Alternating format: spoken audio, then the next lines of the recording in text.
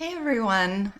So I was in the mood to film another Matthew Hussey reaction video today. I've had a couple of really kind comments on some of the videos that I've done reacting to various dating coaches. So it kind of inspired me somewhat. Um, and also, even if you are someone who doesn't agree with my takes on these dating coaches, I just want you to know, and I try to say this in every video if possible, that's totally fine. I 100% support people who get value out of the advice that dating coaches give. Um, and, if you feel that you don't agree with my takes or that I'm getting it wrong or that I don't understand the advice or that, it's really helped you personally. I just want you to know I'm not here to in any way invalidate your opinion and your experience. And I always welcome you to leave your comments uh, in the comments section of my videos.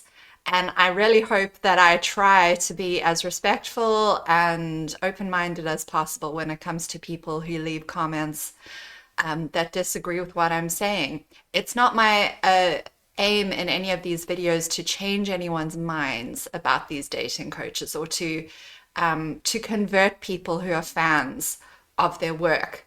I make these videos primarily well, for two reasons. Partly for myself, because I spent a long time in this whole world of dating coaches and consuming the advice and the content that they were putting out there. And it really did a number on me personally, mentally, I mean.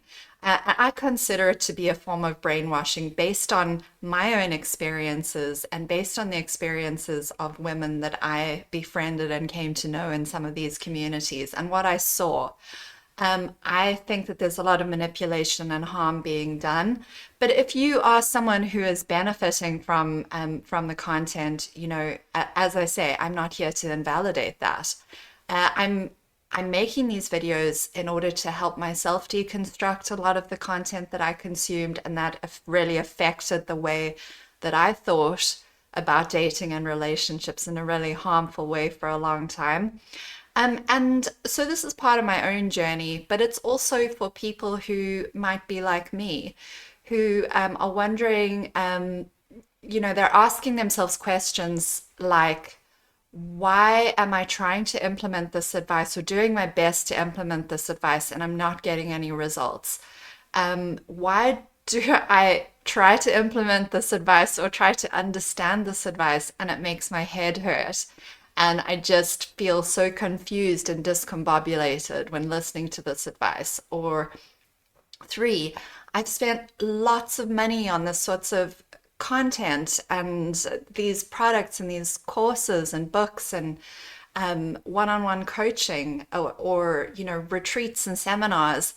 And I've spent all this money and put in all this time, and I feel resentful because I feel like I'm still back at square one and I can't understand what's going on. It kind of sounds good, but I don't understand why it's not helping me. And I'm just trying to understand, and if you are someone who is asking yourself any of these questions or wondering any of these things, then my videos are here to try and help you understand what's going on.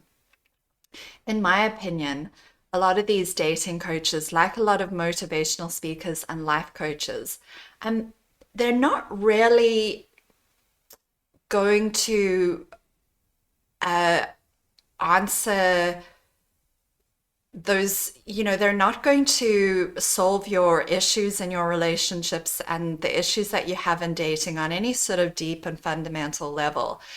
Um, there is good content in there. I'm not trying to say that there isn't, but so much of it is kind of so generalized um, and tries to cover so many bases that it's almost useless. And it puts an inordinate amount of responsibility on the person who is trying to follow the advice in order to kind of glean something useful from what's being said. And so often that just leaves the person who's consuming the advice doubting themselves, spinning their wheels, trying to apply it to their situation. And there's just very limited value in stuff like that. And then if you add on to that another layer of this coach really needs you to see them as an expert. They really need you to believe that they know what they're talking about and that they have something that can and will help you. And they need you to believe this because they need you to buy their products. They need to sell you stuff. They need to sell you courses, workshops, books, coaching sessions. And for you to be willing to part with the amount of money that they're charging, because it's usually exorbitant fees, hundreds if not thousands of dollars for these various products that they're selling. For you to be willing to part with that sort of money, you really need to believe that this person has the answers, that they can help you in any situation that you present them with. And herein lies the problem. These coaches generally just will have a few sort of basic truths in their arsenal. Maybe they've fleshed these truths out a little bit, maybe they haven't. Some of the content is a bit more nuanced and complex than others, and that's why I say some of it is good and some of it isn't. But there is no way that they have the answer to every situation. And a lot of the time, the advice in trying to cover as many bases as possible, the advice ends up doing more harm than good. When you combine these two things together, the fact that the advice is fairly superficial and the fact that the coach needs you to see them as an expert, those two things coalesce to often produce content that is quite counterproductive to the person trying to implement it, because that coach simply cannot make allowances for all the subtleties and nuances and shades of gray within human relationships. We're very complex beings, and there could potentially be a lot of things going on between two people who are in a relationship. And dating coaches simply don't have the time or the bandwidth or often even the skill or the knowledge or the ability to deal with all those nuances and shades of gray. And so what you get are these platitudes that you then try to implement in your own life. And you kind of wonder, like, why isn't this working? Well, because it's not personalized to you. It's not really meant to work for you personally. It's just meant to be like a general band-aid on whatever it is that you're feeling or experiencing. And then the implementation is always left up to you. And that's why I think, honestly, like therapy, where you have a qualified professional who comes alongside you and supports you and is able to provide more sort of personalized help, is just a far better solution. But a lot of people can't afford therapy, and so they turn to coaches like Matthew Hussey. And the content that a lot of these coaches put out is free on many platforms. Coaches like this put out a lot of free content on YouTube, and it can be very tempting to consume large amounts of this sort of content in the hopes that you will get something valuable. But the problem I have with that is where you are consuming large amounts of this sort of content and trying to absorb it and thinking this must be useful, this must be helpful, this must be able to help me in my situation and in where I'm stuck, is that there's a lot of manipulation in there as well. There's a lot of the biases and issues of the coach also coming through that isn't being checked or challenged in the way that it should be. And anyway, that's why I'm here. I'm here to provide some of that critique, some of that criticism, some of those challenges that are really, really necessary. If you're beginning to question, how good is this advice really that I'm consuming? So anyway, today we're going to look at a video that Matthew Hussey did with his wife Audrey on his podcast, which is called the Love Life Podcast, I believe. And the two of them sometimes just take questions from readers and try to answer them and have a bit of a discussion around the issue. And this particular podcast episode is centered around why some men will sleep with the woman and then not contact her or become distant afterwards, and they sort of discuss this. And I see a lot of problematic stuff going on in this episode that I'm going to point out as we go along. The episode itself is nearly 40 minutes. If you're familiar with my videos, you know that I like to talk a lot in these reaction style videos. So this is probably going to be a long video. Hopefully I'll be able to get through the whole thing without getting too exhausted. But there's quite a lot to get through in this video. There's quite a lot that I see that's problematic, not only in what Matthew Hussey is actually saying, but in the way that he's interacting with his wife as well. I think it's worth examining where he's coming from as a person, as a coach, as a man, when we look at his advice, in order to see, you know, how useful is this advice, and you know, how can we potentially critique it, and where can we potentially see issues with it. So let me pull up the video. It's called Why He Disappeared After Sleeping with You. Let's have a listen. I'm trying to correct the volume in these reaction videos, because I think in the past I've had the volume of the video a little bit too loud, and then you know, my commentary isn't quite loud enough in comparison. So I'm going to try and just turn the volume down a bit. Hopefully this is okay. Like, I had sex with them, so I've already given my power away. That's not true, because that's not your power. Your power isn't something you can just give to someone in a moment of sex. Your power is something you have. You can either claim it or not, but you have it. I just want to draw your attention to the fact that he said this, that your power is not something you can give away, because later on in this episode, he directly contradicts himself and says that we do give our power away to other people. And this is an example of the contradictory advice that we see coming through from these sorts of dating coaches.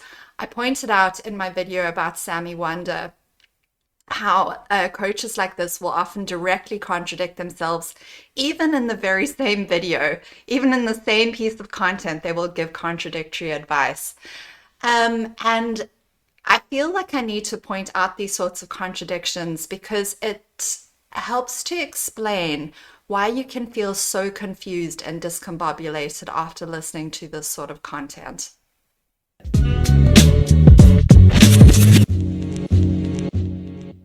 Welcome back to the Love Life podcast with me, Matthew Hussey, and Audrey Hussey opposite me. Hello there. People have been asking, is it just me, or does he address his wife in kind of a weird way there? Like, I can't help noticing how Matthew interacts with Audrey. And I know this is not the focus of this podcast. This podcast episode is not about their relationship, but I feel like it's telling. I just feel like the way that he treats her is not particularly cherishing, or particularly, it's not always all that respectful.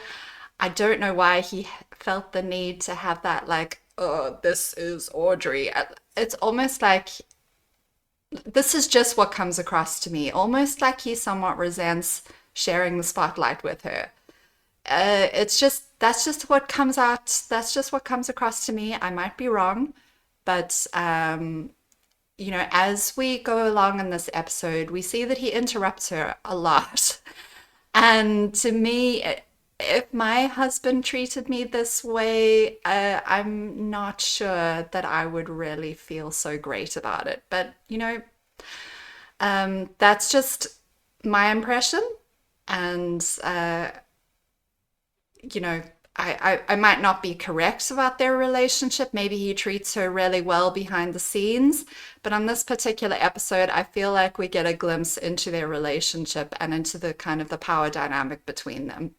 Asking for Stephen as well on the podcast. I know. There've been a lot of calls for Stephen saying, where's Stephen? What have you done with him? Next week. Yeah, he's not in LA with us right now, but he is rejoining us in LA in a week's time. So we are going to have him back on some upcoming episodes. So look forward to those. For anyone who hasn't signed up to the newsletter yet, I have a new newsletter I put out every single Friday.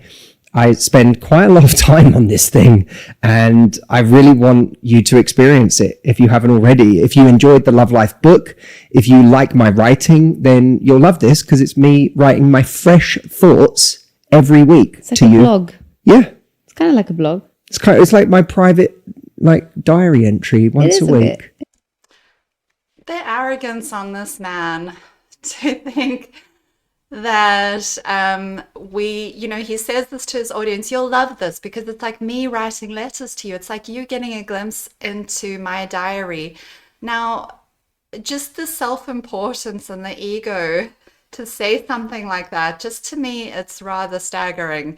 The fact that he just knows that like his audience is just hanging on his every word, and that they'll love it, that he's writing this letter to them. It's so self-centered. It's all about himself. It's all about this is about me. This is about me spewing my thoughts onto you, and you will just love it just because it's me. Just because it's me and my private thoughts and my private journal entry, then ipso facto you will just enjoy it and you will love it. I just find it a very self-centered thing to say. Again, to me, I'm not trying to dunk on him necessarily. To me, it just provides insight into the type of person he is and where he's coming from in his advice. It is a bit like your private diary entry. Yeah, it's a part of me you don't get anywhere else. And a lot of people... It's a part of me that you don't get anywhere else, as if he's just expecting that his audience is just clamoring to get parts of him, that they just want more access to him. They just want more Matthew Hussey. It's so self-absorbed and narcissistic. This is the problem with celebrity and with putting these coaches up on a pedestal, is that indirectly we are, consuming a lot of content which is really self-absorbed on the part of the person, and it's just being glossed over. This is not being kind of pointed out or challenged as, wow, that's actually quite a narcissistic thing to say. It's just his audience is just supposed to be adoringly lapping it up, which I find to be somewhat problematic. Prefer reading to watching videos or listening to us yammer on the podcast. Yammer. So if you want to join that, go to the3relationships.com. That is the number 3, the3relationships.com, and sign up.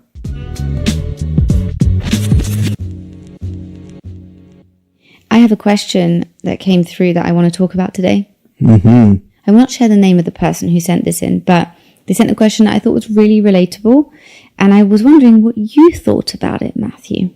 She said, can you speak to the male psychology behind sleeping together? Why do men withdraw so quickly even though they seem so smitten on the date? Ooh. Why the hell do you do that? What, me personally? My kind. Look. Right off the bat, and I've mentioned this in other videos, right off the bat, I have a problem with the fact that they're characterizing this as a male problem. Why do men do this? And you'll see as we progress in this video that they do present it as a male problem, that it's something that men do. I just think it's important to point out that Matthew Hussey's audience is primarily female women dating men. That is their target audience. And so it benefits them, or it kind of serves their purpose to characterize this as a male-only problem. But I think this can give kind of a distorted view or a distorted impression of the behavior just of people in general, that this could be something that both men and women do. And they do acknowledge that later on in the episode. But for the most part within this episode, they characterize this as this is something men do, that they, disappear after sleeping with the woman. And they really feed into these stereotypes. And I believe there is a reason that they do this. It's because they need to present these as sort of universal problems that they can swoop in and come in and have the answer to. You know, that they can present the solution to these problems that are just so universal. And the truth of the matter is that it's always more subtle and nuanced than that. If you looked at individual relationships on a micro scale, you would see there's a lot more going on there than just this, you know, this tendency of men to just disappear after sleeping with a woman. It's not, they need to reduce things to these very simplistic terms so that they can swoop in and sell you the solution to the problem. I think the really pessimistic way of looking at it is like men only want one thing. They're just trying to manipulate you into bed. And then once they've got what they want, they're not interested anymore. It's not only pessimistic, but it's blatantly inaccurate and wrong. I mean, men are human beings just like women are human beings. And given that they're human beings, they are complex with their own complex feelings and needs and perspectives and backgrounds and issues that they're dealing with. And it's a lot more complex and subtle than that. So it's not just pessimistic. It's simplistic and blatantly wrong. You know, if you really want to understand a person, you need to get to know them. You can't rely on these stereotypes and tropes to get by. So I do wish he would go a little bit further and not just say, well, this is a pessimistic view, but just outright say, look, this is incorrect. Men are human beings. They're not these, you know, primeval kind of cave trolls operating on autopilot on some sort of like default setting. So yeah, that just kind of bugs me. It really bugs me when coaches rely on stereotypes and tropes about a particular gender in order to, you know, progress the narrative that they're running with. I just don't like it. And there's, of course, a percentage of guys who are like that. But I also think that there's a lot of guys who, on some level, might even find themselves carried away with their own, like they could be on a date and find it hard to separate how much of what they're saying and feeling, how smitten they're coming across, for example, how much of that is to do with how much they really like the person in front of them versus they're just attracted to the person in front of them. So pause there a second, because I think it's really interesting.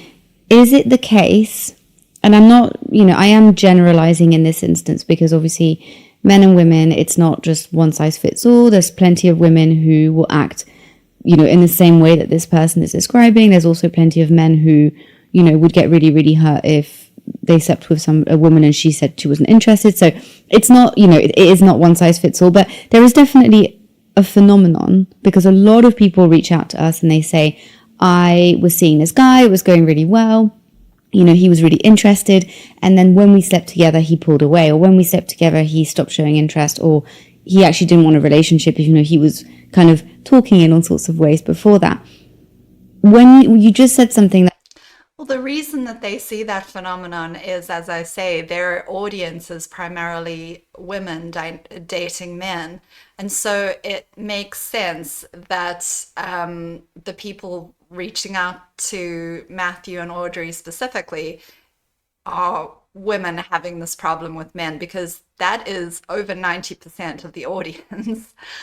And so, you know, if men are not really watching Matthew Hussey's content much, they're not going to be getting a lot of messages necessarily from men who are having that problem with women.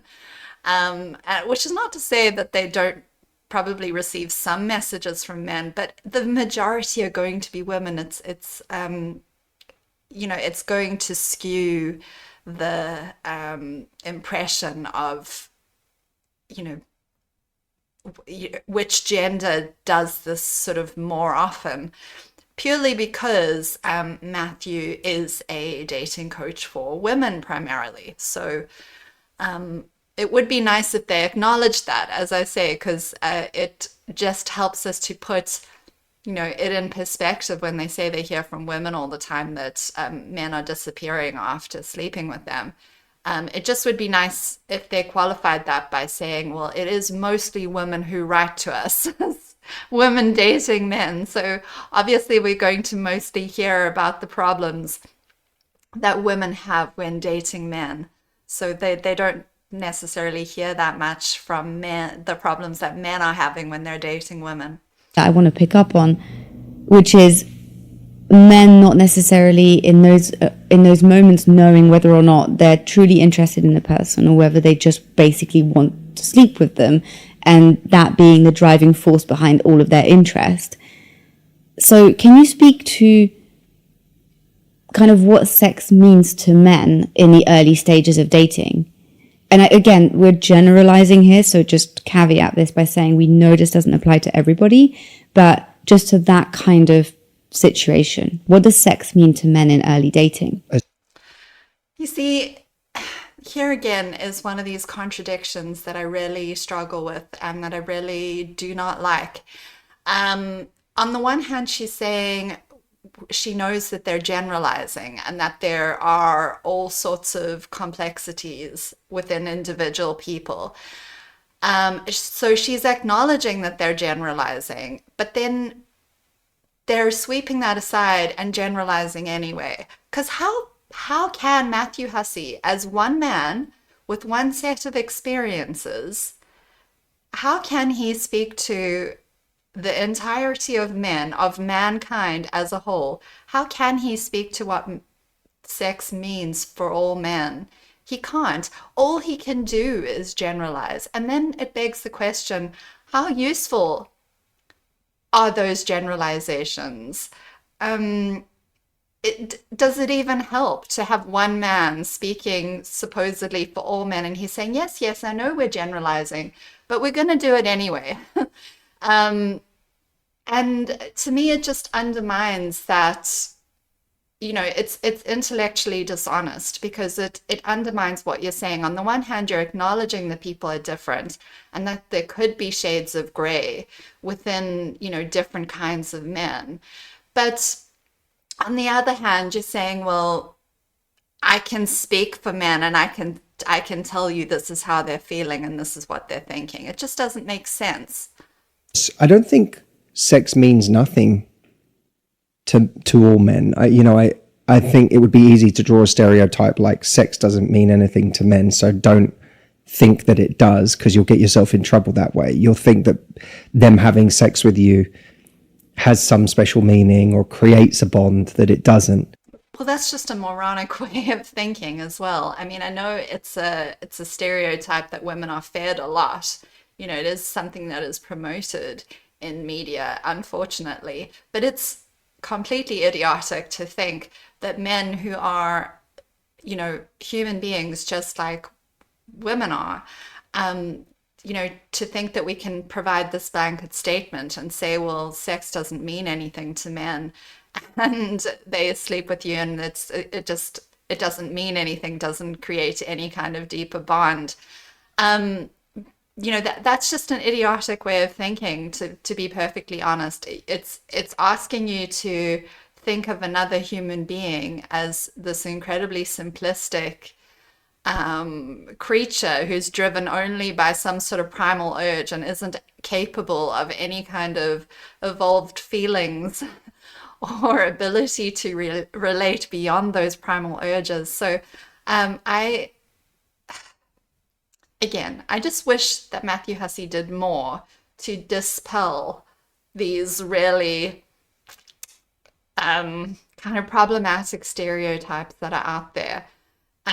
He acknowledges that the stereotypes exist, but he doesn't deconstruct them and say, okay, what are we actually saying here? If we are to believe that sex doesn't mean anything to men, what are we really telling women about men if we put this out there? Men are human beings. They've got a soul. They've got, if you believe in that, but they've at least got feelings. They've got needs, for connection, just like women do. And yeah, so I just really wish, he would qualify that stereotype. But he's going to go on to explain what he thinks sex means to men. And again, just want to come back to how can he possibly claim to speak for all men? Men are individuals, just like women are. And I really have to question how useful these sorts of generalizations are. That isn't true of all men. Some men absolutely value sex really highly. And for them, the idea, like sleeping with someone is a very mean. I've got friends, people that immediately come to mind, who I know sex means a great deal to. And for that reason, especially if they like someone, they're not necessarily rushing into bed with that person. And if they don't like someone, they're probably not trying to get into bed with that person in the first place. I do know guys like that. I also know plenty of guys for whom sex means absolutely nothing, where sleeping with someone for them is like a cup of tea. I will give Matthew credit here, and I do appreciate the fact that he has mentioned that he knows men who are very different in the way that they approach sex, and he has kind of acknowledged that there are nuances and differences in men in the way that they look at sex and in what sex means to them. But he is kind of portraying it in this very sort of binary fashion that either sex is incredibly meaningful to a man or else it means nothing. It's just like having a cup of tea. So even though he's attempting to go into a little bit of that gray area here, he's attempting to go into a bit of the subtlety, he's only going as far as presenting two binary options. He's not making room for the possibility that for a lot of people, sex could be somewhere in between those two extremes. It's not necessarily the most meaningful thing in the world, but it doesn't mean nothing either. It's something that can evolve in meaning as you get closer to a person, as you create more of a bond with a person. And yeah, so I just wanted to acknowledge that. I just wanted to give him credit for saying that, but I don't think he went far enough. And I don't think that it's subtle enough in order to be valuable to the audience that he's speaking to. It's like a cup of tea. What? You have to elaborate on that. Sorry. What the hell do you mean by a cup of tea? You fancy a cup of tea, but you don't. It's not, I don't know that you think of a cup of tea as like particularly meaningful, unless you're Eckhart Tolle, in which case it's deeply meaningful. Everything is meaningful. I find it's weird where he compares having sex to being like having a cup of tea for some guys. I'm not saying he's wrong. Maybe there are genuinely guys or people out there who see sex that way. I imagine that there are people who think they see it that way. But I do also know that scientifically, as people, we are biologically predisposed to bond on some sort of level with the person that we're having sex with. Now, the depth of that bond obviously will vary wildly between different people, different individuals, depending on a lot of different factors.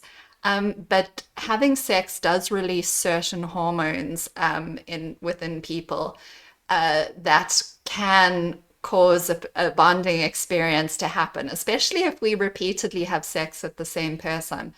And so I don't necessarily think it's entirely accurate to characterize it as being the same as having a cup of tea.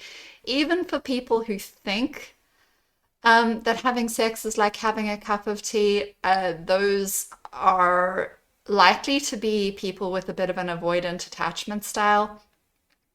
And people who have an avoidant attachment style are interesting because they may seem as if they don't really want or need love and connection and bonding and intimacy, but their needs for intimacy and connection are actually the same as everybody else. Those needs are just suppressed and kind of deactivated in people with an avoidant attachment style. It's not that they don't have those needs for intimacy and connection. It's just that they're not very in touch with those needs.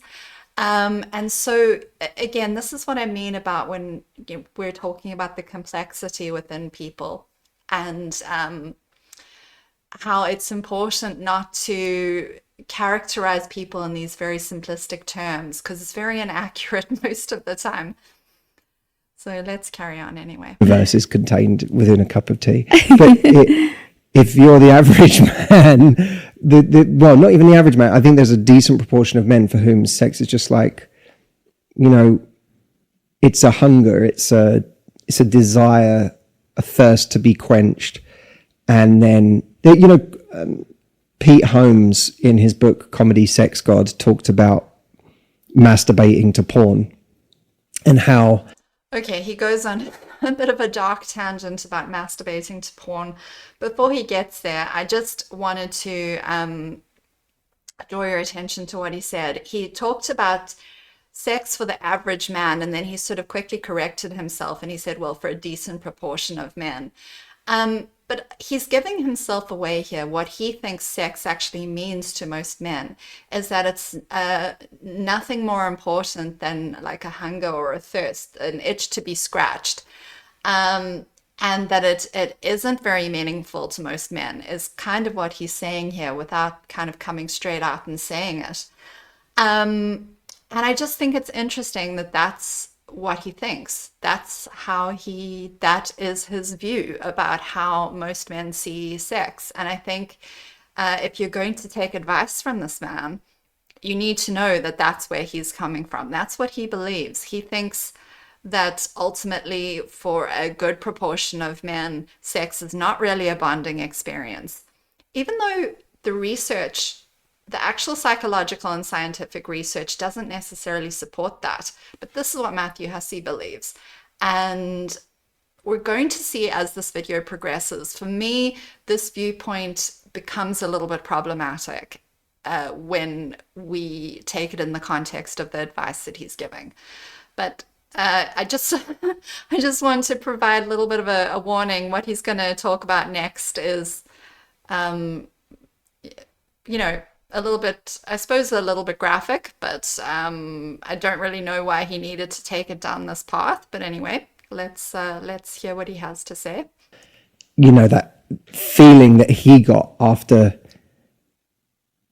orgasm was to kind of almost be like, what am I doing? Like, where am I? What's going on? Like that feeling of kind of almost just like, why did I do that? That there was this, it felt so important before the fact.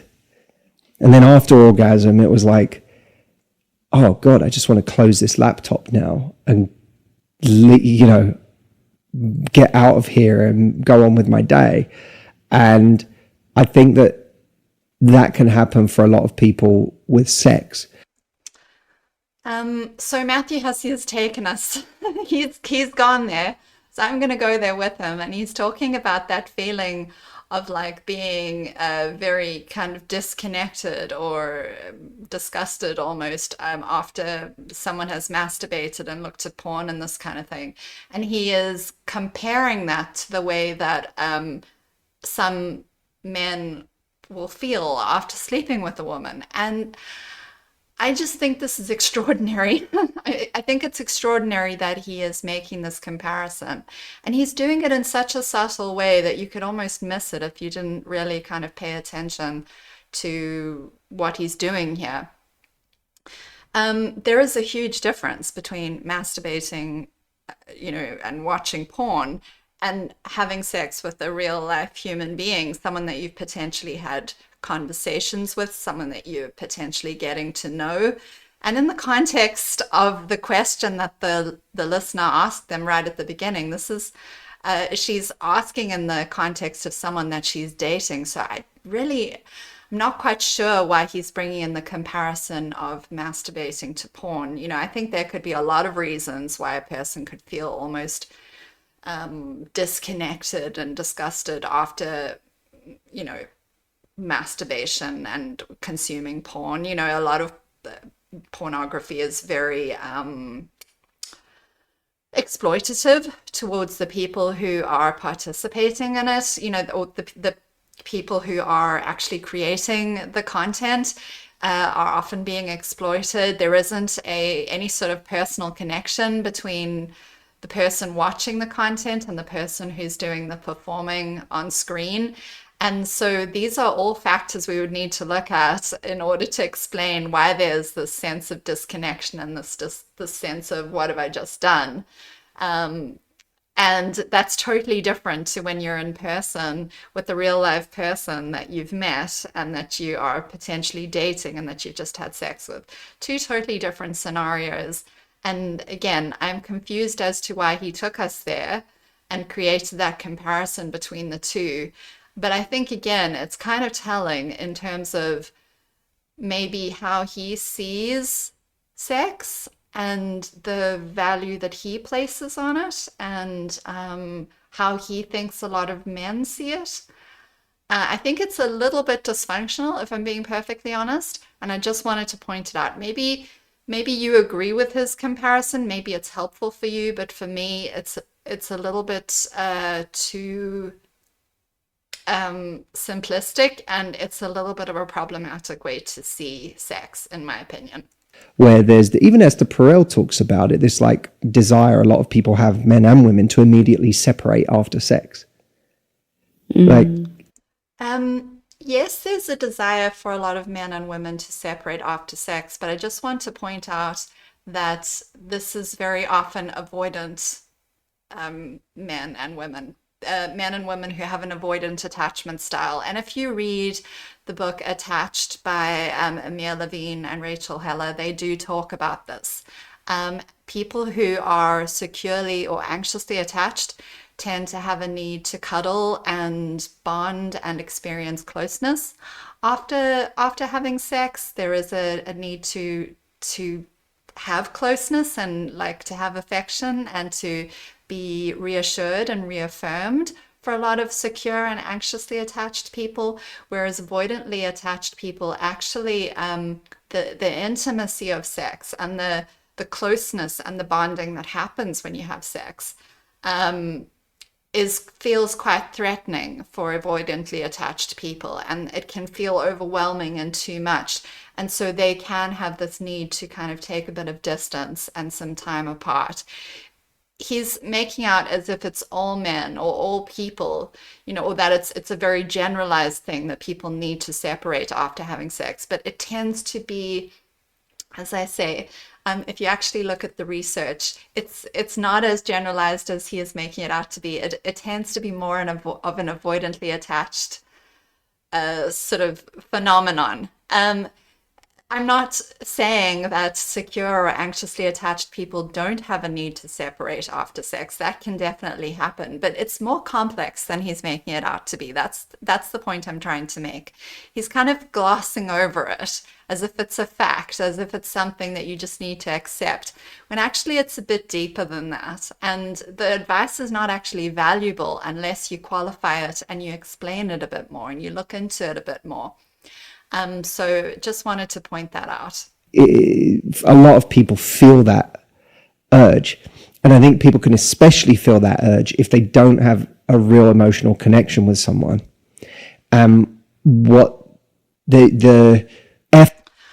Yes, if they don't have a real emotional connection, or if they find that emotional connection particularly hard to create, like with avoidantly attached people. That emotional connection doesn't come all that naturally to them, or it's not very easy for them to create that. And so that can also be a reason why someone might want to separate. But for people who are emotionally available, emotionally healthy, and who are more securely attached to, or who find attachment easier, sex is not necessarily a threatening thing. It can be a tool that you can use to build the connection and the closeness with the other person.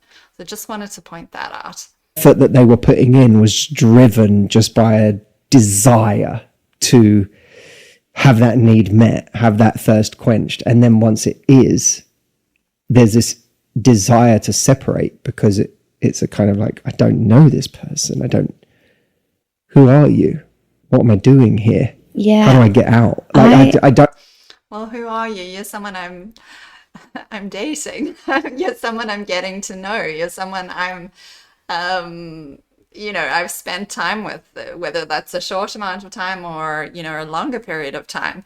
He's saying it like, honestly, the way that he's talking about it is a little bit disturbing to me. It makes me wonder if this is how he was, in his single years. Like, did he immediately feel after he had sex with the woman, like, who are you? Who is this person lying next to me?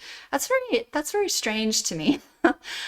And I think if someone has that sort of reaction after you sleep with them, where they're like, they almost have that sense of immediately wanting to pull away from you and like, who are you and what am I doing here? I think I'm going to go out on a limb and say that's a bit of a red flag, because it could be, isn't necessarily, just depending on the circumstances, and that could be something that you could work through or that could potentially be resolved. But I would say that's kind of a strange reaction.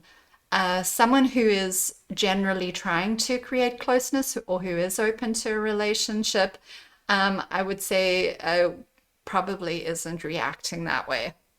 I don't mean that harshly, but I think that's a very common urge for a lot of people. No, I think it is. I heard once, which I thought was really interesting, which is kind of what you're saying, that in the same way, I suppose it speaks to your cup of tea comment, in the same way that you might get hungry or be thirsty or, crave something like that. Sex to a lot of men is almost one of those needs where there's just no emotion really behind it. It's like just being hungry and wanting to go and eat something. Whereas some women too, I think it can happen for some women too. Of course, some women yeah. have that relationship with sex. I think, and I totally agree. And I think the reason I'm honing in on men in this particular way is because this was asked by a female listener, and also we do get a lot of women who talk about, this kind of pattern that seems to happen in dating, where men put in all of this effort and then they pull away once they get sex. We don't really hear that from men. I'm not saying it doesn't exist. Yeah. Well, again, I'm glad that Matthew has raised the point that women also do this, because of course they do. It happens on both sides of the two, main genders, and of course I'm sure non-binary people and people in between also, do this. This is a human phenomenon. It's not just men who do this. It's human beings that do this. I'm glad Matthew has at least pointed out that women also do it. Some women.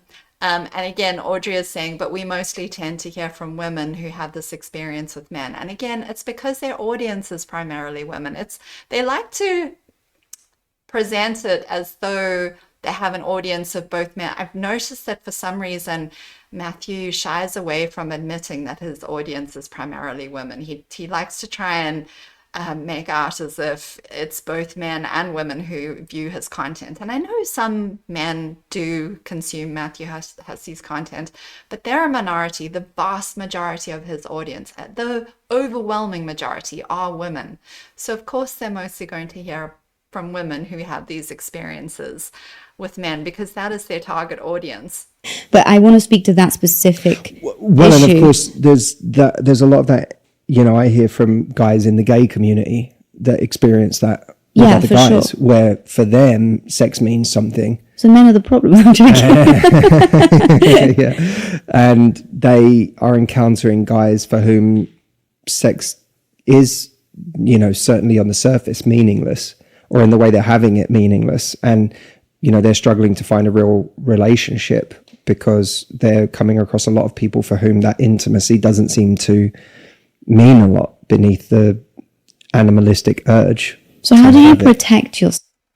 Well, again, so I'm very glad that Matthew has spoken about people in the gay community, people who, men who date other men who also have this experience. And I'm certain that it happens within the lesbian and bisexual communities as well, where women who date women are also having this experience. It's like I pointed out, it's an across the board human experience. It's not just men who do this. And so I'm glad he pointed this out, but I do kind of not really like this he has this sort of patronizing, condescending tone about him. that I don't really care for.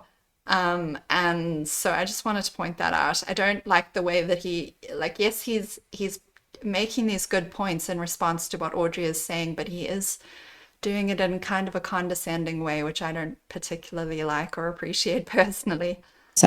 This is my question, because I think I agree with everything we're saying, but I just think it's really, really confusing, because, you know, when you're in that moment where you are on a date with someone, they are sort of talking about the future and being like, oh, my mum would love you, or stuff like that. I'm making this up. It's the kind of shit that people say. And, you know, they say all these things and they're so familiar. And, you know, maybe like there's an element of being familiar with you with other people that they're meeting when they're on a date and joking around, all this stuff, which makes you go, oh, maybe it is safe to sleep with this person. You then decide they really like me, and I'm gauging the fact that they like me on the fact that we've been on 4 dates, that they're saying all these things, that they're acting in this way. So I feel comfortable enough to sleep with them. Meanwhile, the moment you do that, it's almost like Jekyll and Hyde. Next day, you're not getting as many messages. They pull away. They're no longer interested. How do you protect yourself from that kind of behavior? Well, you can't account for everything in life, right? Do you see what I mean about that condescending tone that he takes with her? I actually really like Audrey. I like the way that she talks. I think she's got a very kind and gentle demeanor. I think that she approaches these sorts of questions from the audience with a lot of compassion and empathy. And I think she tries to relate to what the person writing in is saying.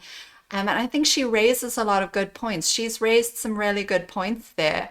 And she said, well, you know, what do you do where someone is talking about the future and sort of painting this picture for you, and they're making all these sort of subtle promises to you and encouraging you to think that a relationship is on the cards? And how do you sift through what they're saying, and how do you kind of protect yourself? And she's making fantastic points, and he's coming right in there, you know, in response to what she's saying, and he's like, well, you can't, you know, account for everything. Like almost as if he's a headmaster talking to a kind of a wayward, you know, school child. Or just really, like really don't like it. I really, really don't like how he talks to her, to be honest. Like I would say there is a difference between you go on one date with someone and you go home with them and then they suddenly go cold. That to me is like kind of in a way the one extreme end of the spectrum. Not that I think that sleeping with someone on night one is extreme. I'm just saying like that's one end of the spectrum where you're really taking your chances because you have no idea this person's intentions or whether they really want more. You're taking a massive chance that they've really gotten emotionally connected to you in that night. Yeah, and you're treating sex in a casual way by having it with somebody that you've not had any of those conversations with. Therefore, well, you may not be thinking you're treating it in a casual way. I think that's what's interesting is you may go on a date with someone and after 4 hours or 5 hours, you may feel very bought into this person. You may be quickly buying into this story that, oh my God, this is something incredibly special. And even though I wouldn't normally have sex with someone this quickly, something about this situation feels really right. And so I think it's entirely possible for someone for whom sex does mean a lot to tell themselves a story in a very short space of time. For sure. That allows them to go and do that. But that's a very dangerous thing to do because you're assuming that other person is bought into that story in that same way, and they may not be. Mm-hmm. There's more and more, I would argue, responsibility on the... I don't necessarily disagree with anything he's saying here. I don't necessarily have a problem with anything he's saying there. I think it logically follows on what he's saying. However, the only thing I don't really like is that he often portrays this as being something that women do, that women are very prone to telling themselves a story, as he puts it, and creating a whole fantasy in their heads after only knowing someone for a few hours. And this is something, I'm sorry to say it, but that I've seen a lot of male dating coaches do. They seem to have characterized women as these creatures who are very prone to letting their imaginations run away with them when it comes to creating a relationship in their head. And I don't really like it. I find it patronizing. I find it condescending. I think plenty of women are able to tell the difference between someone they've been dating for a few weeks or months and someone that they've only just met. And so, yeah, what he is saying, strictly speaking, is not incorrect or bad. It's fine. It is reasonable, I would say, but I just don't necessarily really like how he's characterizing women in this particular part of the video. Part of the person who is leading you down a path emotionally. Yeah. And continuing to see you and, you know, make you feel very invested. If their intention is to just get to that point so that they can sleep with you. Okay, so now he is painting a different scenario. He was characterizing the two different scenarios. The first scenario is where you sleep with someone that you've just met, which he says is very risky, which it is. I mean, emotionally speaking, it is quite risky, I guess.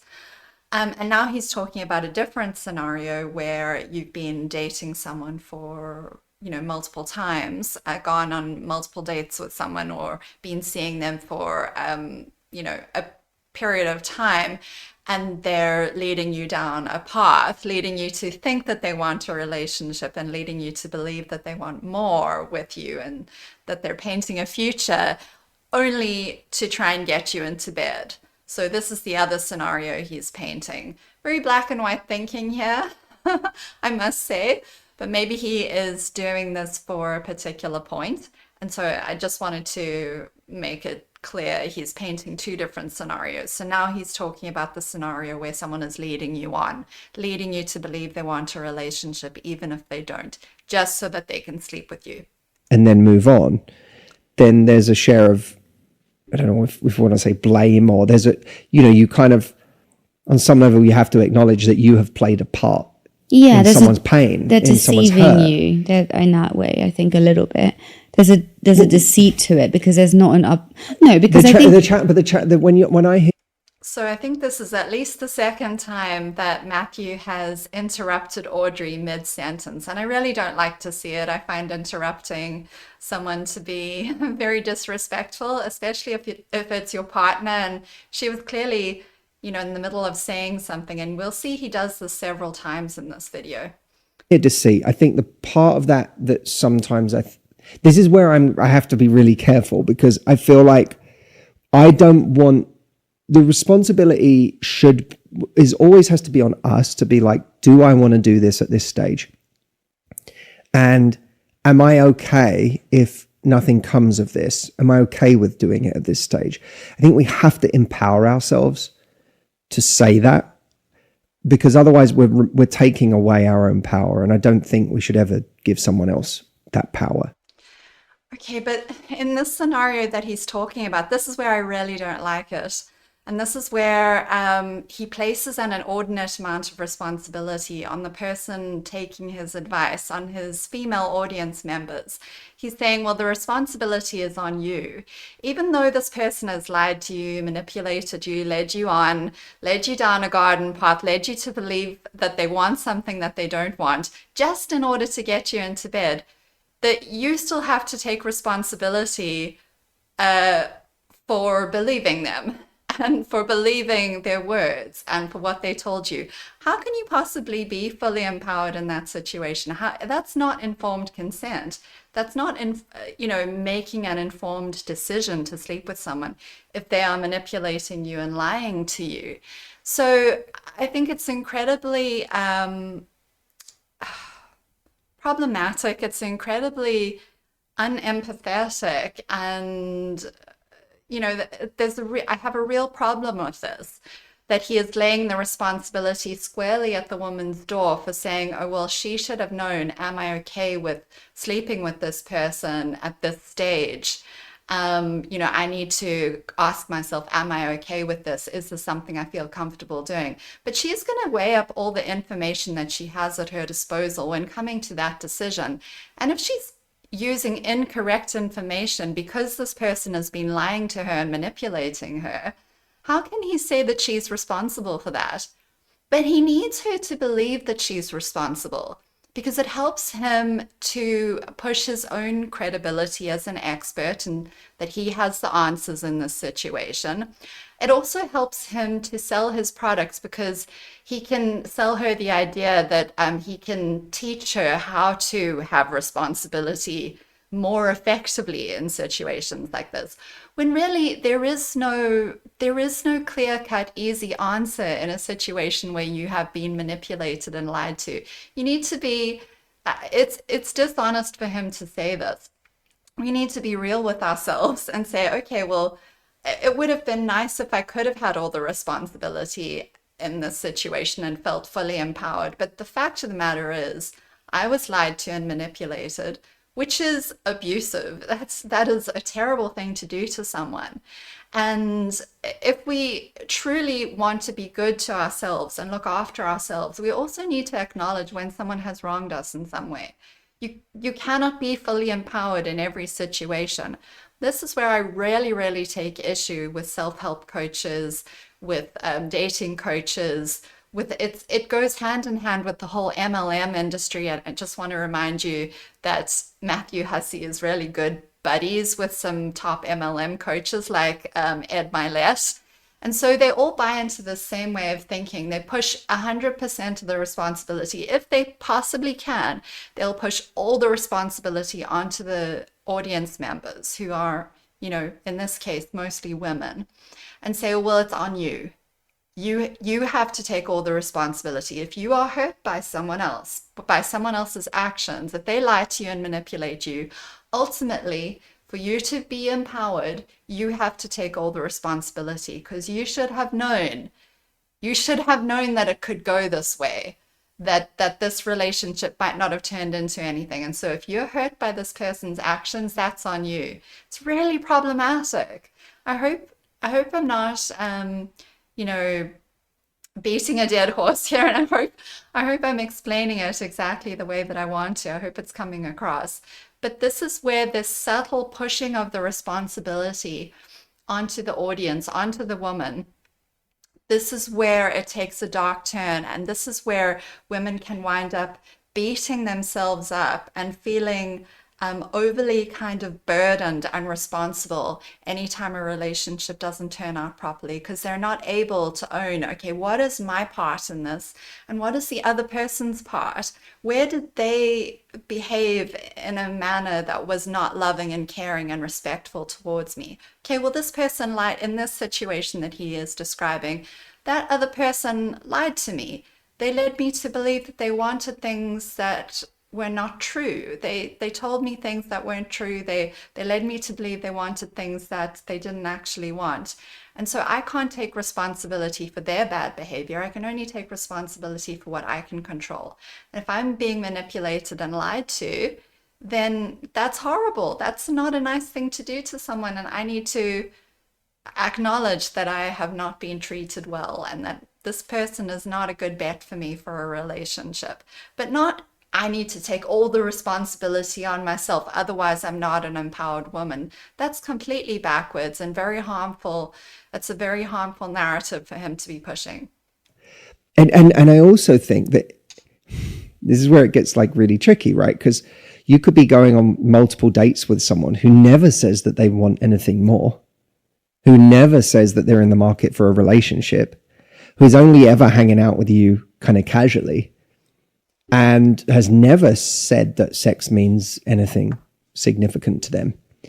But in our minds, because we've seen them 4 times and hung out a bunch, we're starting to attach a lot of meaning to it. But there's still a bit of an assumption there that they're attaching the same meaning to it. Do you see how he is trying to make women take all the responsibility in a situation like that? He's saying, well, it's you bad woman. you have you have attached meaning to this, even though the guy never specifically said he wanted a relationship. He might have been leading you to believe that with his actions, but he never specifically said to you that that's what he wanted. And it's on you. You're the one who needs to take 100% of the responsibility for assuming that that's what he wanted. It's subtle, the way that he's trying to get her to take all the responsibility, but it's there. It's this kind of thing is very insidious. Um, and it's going to lead someone who is buying into this completely, someone who is, absorbing all of this is going to be left thinking, okay, well, obviously it is all on me. This is all within my power to control. This is all within my power to change. And if I get hurt, it's my fault.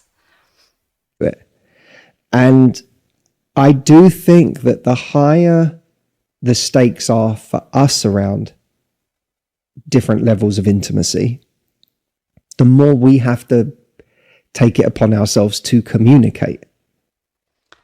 Well, here again, it's a bit more nuanced than that, because when he talks about the higher the stakes are, what exactly is he saying? Is he saying, well, the relationship means more to us than it means to the other person? That's essentially what he's saying. But everybody ultimately wants to be loved. We all need connection. We all need bonding and intimacy with other people. And so the stakes are high for everybody. Nobody wants to get hurt. Everybody wants to be loved. And so he's essentially saying, well, sex might not mean anything to this other person, and it might mean an inordinate amount to you, but that's do you see what I'm saying? He's painting this scenario where the man in this situation is like this unfeeling, almost sociopath who is leading you to believe he wants a relationship when he doesn't. And you are this person who is attaching this great deal of meaning to intimacy and sex, and who really wants a relationship, and for whom the stakes are really high. And he's implying that the stakes are really low for the man. But is he saying then that men don't want relationships as much as women do? I mean, it's all, see, if you scrape away just the top layer of what he's saying, it all gets really murky, and you start to see how problematic this is, in my opinion. The narrative he's pushing about sex and relationships and the nature of connection and what it means to different people. He's saying, well, it means a lot more to some people than it does to others. Well, what is he saying? That only some people need relationships and others don't. So it's very problematic, in my opinion. Yeah. Like, what does sex mean to you? I love that you're saying that about the, empowering yourself to, you're not at the mercy of somebody else if you are able to communicate what sex means to you, what you kind of expect from being intimate, what you see tomorrow looking like after you're intimate, and the next week and the next month looking like. I think being able to have these conversations, and in a way, if you're not able to have these conversations, maybe, and that you're somebody who gets very attached. Well, they've talked about the importance of having a conversation about what does sex mean to you, and that is good. I mean, yes, good communication is so essential in all our interactions with people, and especially in intimate relationships. You should feel comfortable to communicate that, and you should be communicating, especially if sex means a lot to you and you're considering sleeping with someone. Then it's obviously a really, really good idea to have that conversation of, this is what sex means to me, what does it mean to you? But I just want to remind you that in the previous sort of a few minutes, he was describing a situation where the man is actively sort of lying to the woman and leading her down a garden path and leading her to believe. And even Audrey was describing how he's saying these things which are leading her to believe that he does want a relationship when he actually doesn't. So what good is having a conversation going to be in a situation like that? Do you see how, do you see what I mean when he says that women should take all the responsibility? But then I'm saying it's it's not possible to take all the responsibility if you're being lied to and manipulated. There is no way to win in a situation like that. They're making out as if you can win, that you can actually turn the situation to your favor somehow. But that's not always possible. If someone is not being authentic and genuine with you, then it isn't possible to take the responsibility for how that situation turns out, because you're going off incorrect information. So a conversation is not really going to avail you of much in a situation like that. Matched. If you get physical with someone, I know I'm like that. You know, I'm somebody who isn't capable, has never been capable. Obviously now we're together, but in my past, I was never ever capable of having casual sex. I just wasn't one of those people. And so it's about knowing yourself well enough to know, if that person never called you back, how would you feel? And if the answer is I would be devastated, but I still don't feel comfortable enough to have that conversation, then maybe I shouldn't sleep with them, because that's not a gamble I'm willing to take. And I love what you said about, you know, I think it's so important about empowering ourselves to recognize that we can make those decisions. Yeah, and it's Well, empowering yourself is all very well, but what if you have been seeing that person for multiple weeks or even multiple months, and you do have a conversation with someone? Are you still expected to, even months down the line, are you still expected to be asking yourself each time you sleep with a person, oh, well, how would I feel if I sleep with this person tonight? How would I feel if they never called me back? Are you expected to be doing that even when you've been in a relationship with someone for months on end? Because I hope that they do realize that ghosting or disappearing happens even in relationships of several weeks or several months in length. People get ghosted and disappeared on in relationships of all lengths. It doesn't only happen in the beginning when you're first dating. Sometimes it happens when you've been with someone for several weeks or months. I'm sure that there are people who've had that experience. You know, if that person was genuinely kind of lying to you and manipulating, I'm talking about a situation that they've described where the person is lying to you and manipulating you purely to get sex out of you, then they could still disappear, even if you are doing all of that, you know, all the stuff that they're talking about. However, if you have a genuine relationship and a genuine connection with someone, which I think is probably more common, you know, if you have been seeing someone for a prolonged period of time and things are going well and you are having sex, then it's unlikely they're going to disappear at that point in time. But I still don't understand how you can take responsibility for how the other person behaves by are you supposed to be continuously asking yourself, well, do I still want to sleep with this person? Do I still want to sleep with this person? Because the person could potentially disappear at any point. You see how it actually gets quite nuanced, and they're portraying it as being really simple. It is not possible to be, you know, this fully kind of boss babe, empowered version of yourself at every single point in a relationship. At a certain point, you do have to just trust and be vulnerable. You know, you have to just, at a certain point, you are taking a risk. You cannot, you know, play the odds for weeks or months on end in a relationship. You do have to let your guard down somewhat. And even if you never let your guard down, you still have the possibility that someone could lie to you and manipulate you just to get what they want. Much better, I think, to try and develop something authentic with somebody and try to work on building a true connection so that you can have that effective communication and that you can build that trust. That's going to be much more effective at keeping you safe in the long run, in my opinion, than constantly trying to play the odds and constantly trying to take on an inordinate sense of responsibility in these relationships, which is what they're encouraging women to do. Funny thing, isn't it?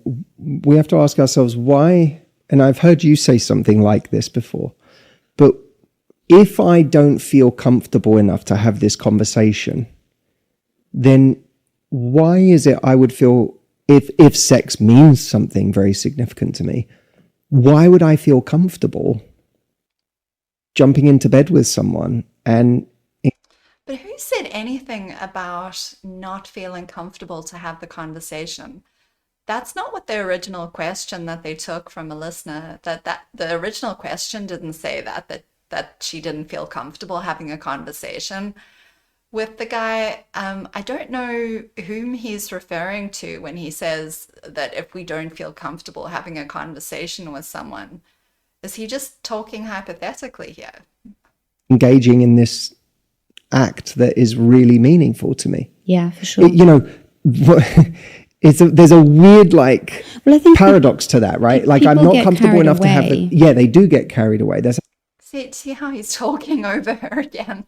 Just he does that a lot, as I say. We absolutely all do, right. in moments, and it's exciting, and you just really like someone, that you're more likely to get carried away and be like, oh, I wouldn't have done that if I wasn't swept up in something. Yeah, but that's where I think, again, accountability. We have to have an incredible level of self-awareness around what. And again, as I've been explaining, accountability will only take you so far. Oh, that was an unfortunate pause. I didn't mean to do that. But accountability will only take you so far. There is always a point at which you have to trust the other person. And that person might either be worthy of your trust or not worthy of your trust. And hopefully, we're choosing people who are worthy of our trust. But you cannot take all the responsibility and accountability on yourself for the rest of time. There is a point at which you have to let go of some of that responsibility and trust the other person. And it's sad, but these coaches never acknowledge that because, as I keep saying, for them, selling their products, their coaching, their courses, their workshops, etc., depends on you feeling like everything is within your power to control and to change. And it depends on you taking more responsibility than is healthy for you to take. How has this made me feel in the past when I just get swept away? What are my emotions the next morning? Yeah. The next day? How does it make me feel? And if the answer is it doesn't make me feel good, it makes me feel anxious. It makes me feel like I wish I had clarified our intentions beforehand, or I wish I had clarified with this person what sex means to them. If that's been the answer 9 times out of 10, then it's not going to have a different answer this time round. Yeah. And that self-awareness can make us go, oh yeah, I know it's like drinking, right? It's like It's fair enough what he's saying there, about if it's made us feel anxious in the past and if it makes us feel like we wish we'd clarified the intentions, that's good information to have going forward into the future. That's fair enough. It is good to ask ourselves, well, did this make me feel anxious in the past? Okay, maybe I better clarify things with this person before I sleep with them. That's fair enough. But that only applies in the early stages of dating. Once you're a little bit down the road with this person and you've been dating them potentially for a few weeks and a few months and things are going well, and maybe you have had conversations like this, then that no longer applies. You no longer have the responsibility. You're no longer able to really be empowered in that same way because things have progressed and you are sleeping together now. And, and the relationship could evolve in unpredictable ways. And so I always just find it interesting. The coaches, and Matthew Hussey is a really good example, they rarely deal with relationships as they progress down the road, like weeks and months down the road. They mostly focus on those early days of dating. I suppose because that's where they can really simplify things down to their most basic components. But things do get a little bit more complex once you are a little bit further down the road and now you're attached to this person. Your whole biology is in sync with theirs, and your whole sense of kind of well-being partly depends on the well-being of the relationship. It all gets a lot more nuanced and complex the more bonded you become with a person, and the more you the more you become attached to someone and the further the relationship progresses. So it does become a bit more as I say, a bit more subtle. But you know, he's not going to go into that, which I think it just does oversimplify things quite a lot. You know, this video really oversimplifies things quite a lot, in my opinion. At a certain point in life, a lot of us realize that there's a moment where we're drinking where we might have got. So now in this part of the video, he's going to compare drinking to what it's like when we're thinking about having sex with someone. And it kind of takes a bit of an uncomfortable turn in this part of the video again. Swept away into the third or fourth or fifth drink. And there's a certain drink that it tips over into, I'm going to feel terrible tomorrow. You're really good at that. We'll go out for, we don't drink very much, but when we go out and we have a few drinks, I'm like, let's have more. And you're like, you're one drink away from having a hard time tomorrow and being too drunk tonight. And I'm always resentful in the moment, but the next day I'm like, oh, thank you so much. Yeah, I'm sorry, what? I hope you guys all caught that, because the first time I watched this video and I heard that, I was horrified. So let's listen to that again. But it tips over into, I'm going to feel terrible tomorrow. You're really good at that. We'll go out for, we don't drink very much, but when we go out and we have a few drinks, I'm like, let's have more. And you're like, you're one drink away from having a hard time tomorrow and being too drunk tonight. And I'm always resentful in the moment, but the next day I'm like, oh, thank you so much. Yeah. So she said, well, they don't drink very much, but when they do go out and have a few drinks, Matthew Hussey is standing there policing how much she is drinking. And he is standing there self-righteously telling her, well, if you have one more drink, you're one drink away from really having a hard time tomorrow, and telling her how much she can and can't drink. And I know she's played it off like, oh, well, he's just looking out for me, and oh, he's so good at knowing when I've had too much to drink. But there is a word for behavior like that in a relationship, what Matthew is doing in a situation like that. And that word is controlling. If I had a partner who was standing there keeping track of, I mean, it's different if you have a drinking issue, if drinking is a problem for you and you're known to kind of, you know, overindulge on a regular basis, and you've maybe asked that, you know, you have a problem with alcohol and you've maybe asked your partner to help you kind of not to overindulge and to keep track of how much you're drinking because it's an issue for you.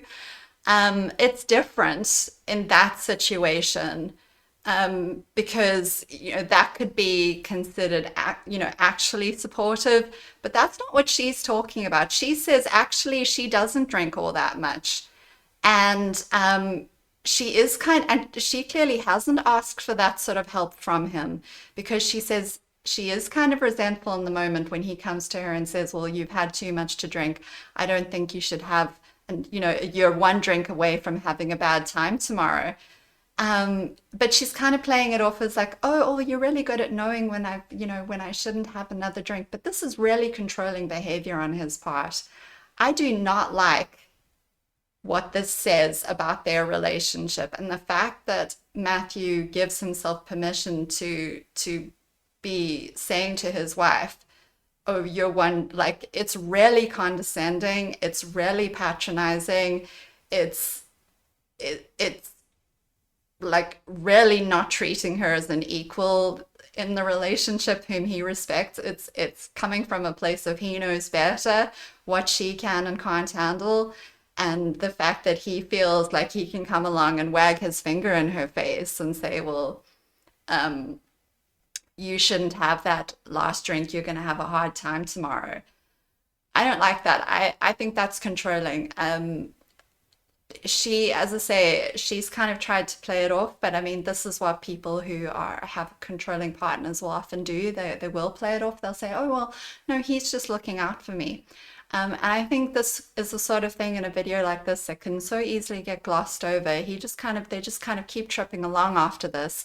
But for me, this is a really bad sign. This is a sign of control in a relationship.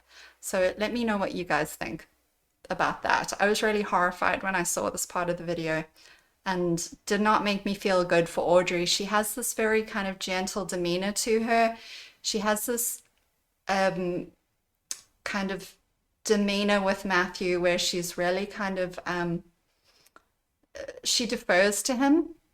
That's what her body language and her whole tone and her whole way of speaking says to me, that she really defers to him like he's the expert.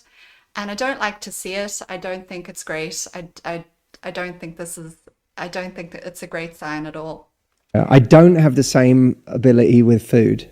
I haven't developed the same ability with food. I still will overeat and then go home and regret it.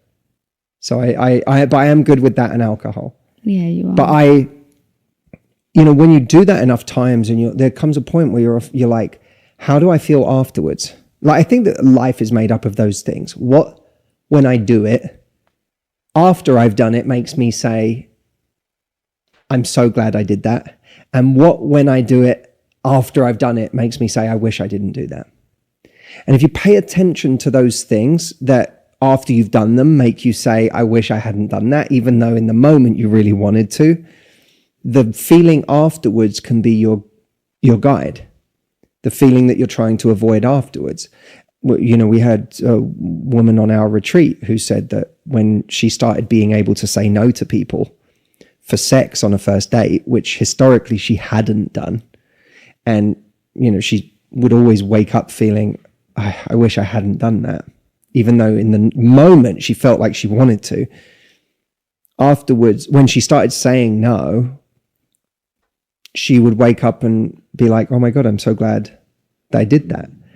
And again, I don't want, this episode has nothing I'm saying has anything to do with like whether it's good or bad to have sex with someone. There's no just judgment. Knowing yourself. It's just, knowing yourself. Some people are okay with it and other people aren't. And I think, we just have to know where you fall on that spectrum. I have a question for you though, because I think I'm hearing all of this. I'm like, yeah, great. But there's two things that are coming out to me. The first one is, it seems on the outside anyway, looking in, that there are some men who know that they're never wanting anything intentional with you, who are well aware from the first date that they are never going to want to be in a committed relationship with you, yet they never disclose that. They continue to kind of soft love bomb you and show interest and do all those things. And there is a kind of like unspoken thing where I think they know that if they were upfront about that, then they would lose out on the opportunity to sleep with you. So they're not upfront about it. Do you think that's fair? Do you think that happens a lot? Because it seems from the outside looking in as a woman, and I know this listener who sent in this question, I know exactly what she's feeling. It does feel that way. I'm glad she's clarified that, because that's exactly the point that I raised earlier, where how can you expect someone to take all that responsibility for deciding whether or not to sleep with someone if they're being love bombed and manipulated and potentially lied to, and being someone is leading them to believe that they want something serious even though they don't. So I love the fact that Audrey has clarified that, because that was exactly my sort of objection as well. I think for guys that do that, I think there is a level of evolution that a mature person with a high degree of empathy. This is the part of the video, again, it takes a bit of a dark turn, and I think Matthew Hussey really makes excuses and apologies for men who behave this way, and I don't like it. So I just wanted to prepare you for this. It's gonna take a bit of a turn that I just really find to be quite gross. Should reach. where they say, you know, look, if you meet someone at a bar and you end up going home together, do I think that you need to tell that person beforehand, just so you know I don't want a relationship? No, of course not. If you've been seeing someone for multiple dates and you know you don't want anything, and it's quite clear to you that they are dating with intention, do I think that you should mention to that person that that's not what you're in the market for before you have sex with them? Yes. And I think that a lot of people have hurt a lot of people, myself included. I'm not trying to... Well, I'm glad he is characterizing it as you can really hurt someone by doing this, because that is, I think, the truth of the matter. Earlier on, he said, well, it's just a maturity thing. It's a lack of evolution. I think it's more than that. If you are leading someone to believe that you want something that you actually don't want, and you're doing that intentionally, that is lying. That is manipulative, just in order to get something that you want out of it. That's very self-centered. It is hurtful. It is a really horrible thing to do to someone. It's manipulating that other person's perception, and that's not just a matter of immaturity. That is really quite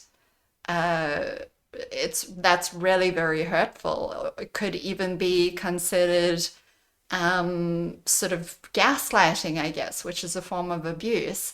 And so I do wish that coaches like this would call that sort of behavior for what it is, and not sort of softball it by saying, oh, well, it's just a lack of maturity. I think it's more than that. Put myself on any kind of pedestal here and be righteous. You know, I've heard... Just notice he's saying, I'm not putting myself on any kind of pedestal here, and he's not being righteous. He's saying he has done this. And so, I mean, I've heard people say that they reckon Matthew Hussey was a bit of a player back in his days, and I think he was. He used to be a pickup artist coach for men, and I think it's in moments like this that he also gives himself away. His whole background is as he was a bit of a player back in the day, and he's saying it like right here that he led women on to believe that he wanted a relationship, even if when he didn't. He's saying, well, that was the past. Obviously, he's married now, so one would hope that he, you know, has reformed his ways. I would hope so. People the same way in my life. And when I look back on those things, I look back with some regret at having not been more transparent. Some regret at not having been more transparent. Well, people would have got hurt in those situations. I don't know. I think I would probably be requiring a little bit more of myself than that. Just regret at not having been more transparent. I think I would require of myself in those situations that I was actually very honest and direct. And, you know, I don't know. I think he's just softballing this whole thing. And I know, I think all of us know, if you've been in that situation, how much it can hurt when someone does that. And so I think he's letting himself and people who do this off the hook a little bit too easily. Also think, because I believe in giving people things they can use. And in a way, me talking about what people should do doesn't help the person that's on the receiving end of a situation like that. Yes, it does actually. It does help to say, look, this behavior is wrong. People shouldn't do this. They shouldn't lead you on. And that does help the person on the receiving end, because you're validating their feelings, and you're saying, okay, well, you're hurt by this and you're right to feel hurt. And you're being empathetic to the way that they're feeling. So that does help actually. He's saying, oh, it doesn't help them just to say, well, it's wrong. Well, actually it does. It does help them to know that it's wrong, because then they know, well, I'm not crazy. I'm not in the wrong here for feeling hurt. This wasn't a nice thing that was done to me. But it does help to hear that, you know, women aren't crazy when Oh, I love Audrey. I love her. She's just said the exact thing that I just mentioned. So thanks, Audrey. they feel that way. Yeah.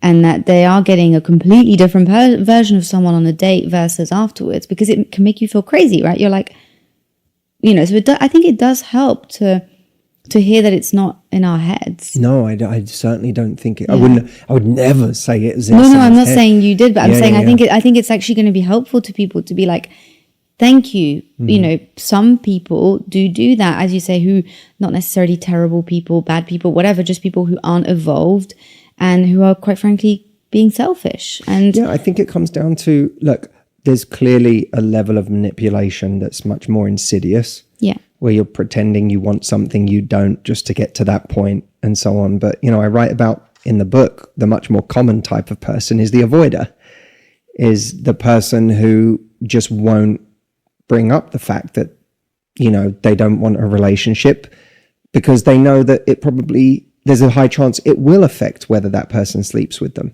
yeah. And Is that really any better, though, than the person who is overtly lying and manipulating? I wonder, you know, this is a person, someone who, what he calls an avoider, really is just someone lying by omission. They know that the other person wants a relationship and that they don't, and that if they were to be honest about that, it would affect whether or not that other person would sleep with them. And so they just choose not to have that conversation. And he's making out as if that's somehow better than the person who is overtly lying. And I don't know why he's doing that. He's kind of saying, well, they're two different things. You have the selfish, manipulative person, and then you have the person who just avoids having the conversation. To me, they're more or less one and the same.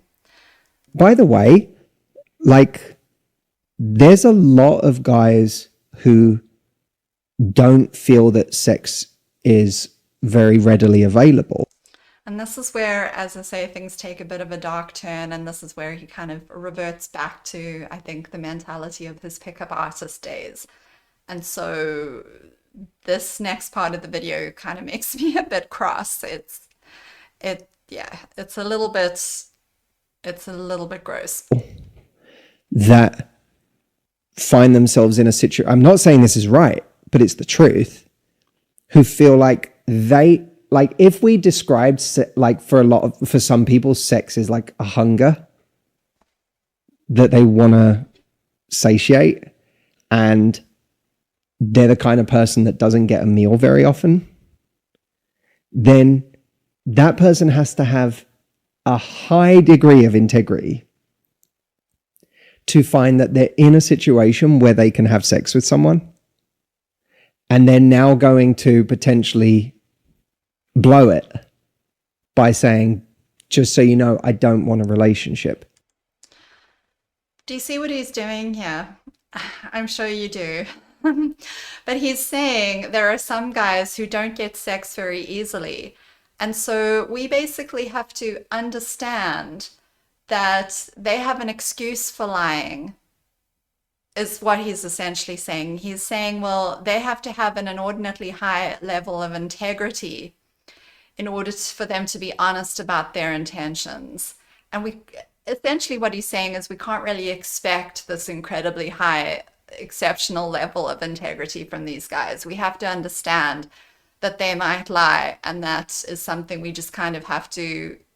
He's saying he's not saying that it's right, but then in the very next breath, he's saying, well, they have to have an exceptional level of integrity just in order to be honest about their intentions. So these are two contradicting points. You know, either it's wrong and we need to call it for what it is, lying, which people shouldn't do to one another, or you know, I mean, is he saying that we should excuse it just because these guys don't get laid very often? Women should just understand that they might lie, and that's kind of okay, and we should empathize. I don't actually have words to describe how distasteful I find what he's saying. He's setting it up so that it's kind of understandable and excusable for a guy to lie in this situation if he doesn't get laid very often. Well, of course he might lie to you and say he wants a relationship, even if he doesn't. Because if he doesn't lie, then he's not going to get sex, and he doesn't get sex very often, and sex is like a hunger to him, and he doesn't get fed very often, so of course he's going to lie. I mean, except that sex actually isn't just like food. You don't need to have sex in order to survive. And I don't really want to get deep into this conversation because it opens up a whole can of worms about the whole incel movement, which is a whole sort of very complex topic all on its own that I don't plan to tackle today. But I just wanted to draw your attention specifically to what he's saying here. He's going to try to just kind of skip over this part. And I think we need to just sit with it for a moment and just, focus on the problems with what he is saying and the implications that this has for his female audience. Just so you know, I'm not looking for anything, because in their mind, they're like, I don't know when this could happen again. Yeah, but don't get another person involved in that, because then the other person has to recover from the fact that they were used. I'm not saying it's right. Yeah. I'm just saying. So again, Audrey is trying to stand up for women here and say, well, yeah, but it's wrong to get someone else involved and to hurt someone else in the process. Just because you don't get sex very often doesn't mean it's okay to involve someone else and hurt them just so that you can get your own selfish needs met. And he's jumped in and interrupted her, and he's saying, well, he's not saying it's right, but he does seem to feel the need to make a case for these guys.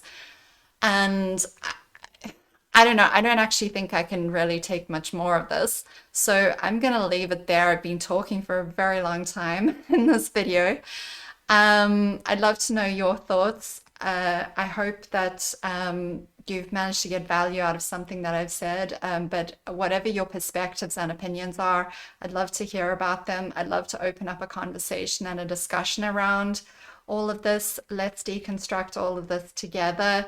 And yeah, just let me know what you think. Thank you so much for watching, and I'll see you next time. Take care of yourselves, everyone. Bye.